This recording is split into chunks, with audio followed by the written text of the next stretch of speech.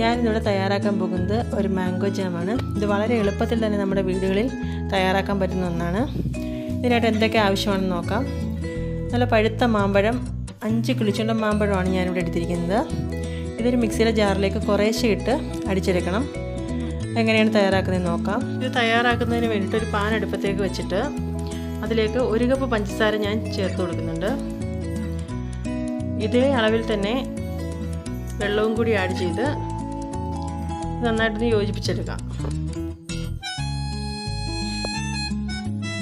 Flame നമ്മൾ നന്നായിട്ട് കുറച്ചിട്ട് വേണം ജാം തയ്യാറാക്കാനായിട്ട്.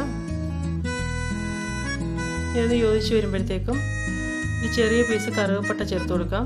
കറുകപ്പട്ടയോ ഗ്രാമ്പോ ചേർത്ത് കൊടുക്കാം. ഞാനിവിടെ കറുകപ്പട്ടയാണ് ചേർക്കുന്നത്. ഈ പഞ്ചസാര പാനിയിൽ ഒട്ടുന്ന പരുവം വരെ നമ്മളൊന്ന് ഇളക്കി കൊടുക്കണം. ഈ കറുകപ്പട്ടയുടെ ഫ്ലേവറൊക്കെ ഇതിനകത്ത് നന്നായിട്ട് ഇറങ്ങിയിട്ടുണ്ടാകും. അത് നമുക്ക് ഈ കറുകപ്പട്ടയൊക്കെ ഒന്ന് കോരി മാറ്റി കൊടുക്കാം.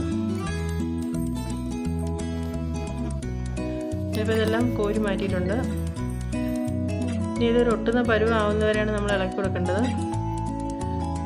ഇതിപ്പോൾ ഇതിനകത്ത് ഒട്ടുന്ന പരുവം ആയിട്ടുണ്ട്.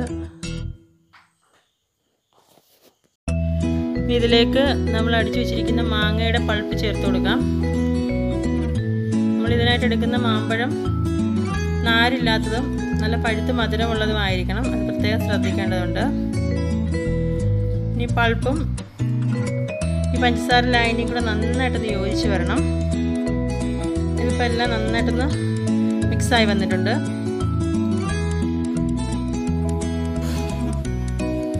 ഇതിലേക്ക് ഞാൻ 1 നുള്ളി ഉപ്പ് ചേർത്ത് കൊടുക്കുന്നുണ്ട്.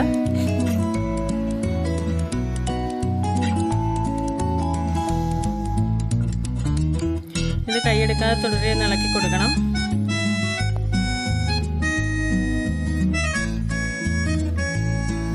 ഇതിൻ്റെ വെള്ളം നന്നായിട്ടൊന്ന് പറ്റി വന്നിട്ടുണ്ട്. ഇതിലേക്ക് ഒരു അരമുറി നാരങ്ങയുടെ നീര് ചേർത്ത് കൊടുക്കുന്നുണ്ട്. നാരങ്ങ നീര് ചേർക്കുമ്പം ഇതിൽ ചേർത്തിരിക്കുന്ന പഞ്ചസാര ക്രിസ്റ്റലൈസ് ആകാതിരിക്കും. ഇത് കുറച്ച് നാൾ കേടുകൂടാതെ ഇരിക്കുകയും ചെയ്യും. ഇനി ജാം തയ്യാറാക്കാൻ തുടങ്ങിയിട്ട് ഇപ്പോൾ ഒരു 3/4 മണിക്കൂറായിട്ടുണ്ട്. ഇവിടെ വെള്ളമെല്ലാം പറ്റി സൈഡിൽ നിന്നെല്ലാം ജാം വിട്ടു വരാൻ തുടങ്ങിയിട്ടുണ്ട്. ഈ പൊട്ടിത്തെറിക്കുമ്പോൾ നമ്മൾ സൂക്ഷിച്ചിട്ട് വേണം ഒന്ന് ഇളക്കി കൊടുക്കാനായിട്ട്. കൈ പൊള്ളാൻ ചാൻസ് ഉണ്ട്. ഇത് വെള്ളമൊക്കെ പറ്റി നന്നായിട്ട് റെഡിയായി വന്നിട്ടുണ്ട്. ഒരു ജാമിൻ്റെ പരുവത്തിലേക്കായിട്ടുണ്ട്. തീ ഓഫ് ചെയ്തിട്ട് നമുക്കത് തണുക്കാനായിട്ടൊന്ന് വെക്കാം.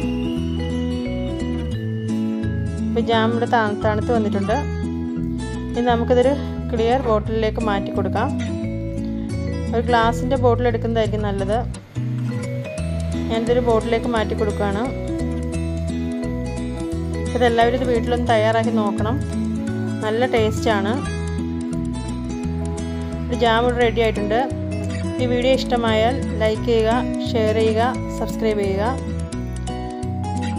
Thank you.